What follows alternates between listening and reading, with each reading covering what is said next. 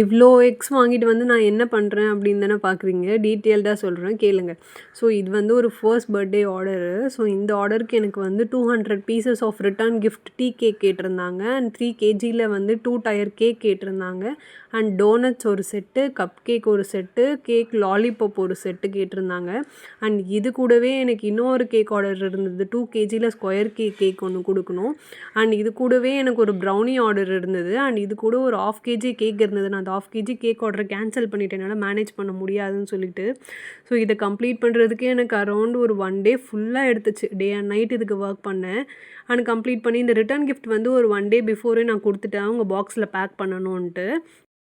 So எப்போவுமே பார்க்குற ஏதாவது ஒரு பல்க் ஆர்டர் வந்தால் தான் கூட சேர்ந்து இன்னும் நிறைய ஆர்டர்ஸ் வருது. அது ஏன்னு தெரியல. சும்மா இருக்க டைமில் எதுவுமே வர மாட்டுது. இப்படி எனக்கு மட்டும் தான் நடக்குதா, எல்லாருக்கும் நடக்குதான்னு தெரியல. கேன்சல் பண்ணுற அளவுக்கு ஒரு ஆர்டர் வருது. அண்ட் ஒரு டைமில் வந்து சும்மாவே உட்காண்ட்ருக்க மாதிரி ஐடியலாகவும் டைம் சுச்சுவேஷன்ஸ் வருது. அண்ட் இந்த கேக்ஸ் வந்து ரொம்ப பர்ஃபெக்டாக இருந்துச்சு. இந்த டீ கேக்கு இது எல்லாமே ரிட்டர்ன் கிஃப்ட்டுக்கு அவங்களுக்கு கொடுத்தது தான். லைக் லோகோலாம் ஸ்டிக் பண்ணி நம்ம கொடுத்துட்டோம். அண்ட் இந்த மாதிரி ஒரு ரிட்டர்ன் கிஃப்ட் வந்து லைக் பர்ஃபெக்ட் ஃபார் ஒரு ஈவெண்ட்டு இல்லை ஒரு மீட்டிங்ஸ் ஒரு செலிப்ரேஷன்ஸ்க்கு இது பர்ஃபெக்டாக இருக்கும். 2 பாக்ஸாக செப்பரேட் பண்ணி கொடுத்தாச்சு. உங்களுக்கும் வேணும்னா காண்டாக்ட் பண்ணுங்கள்.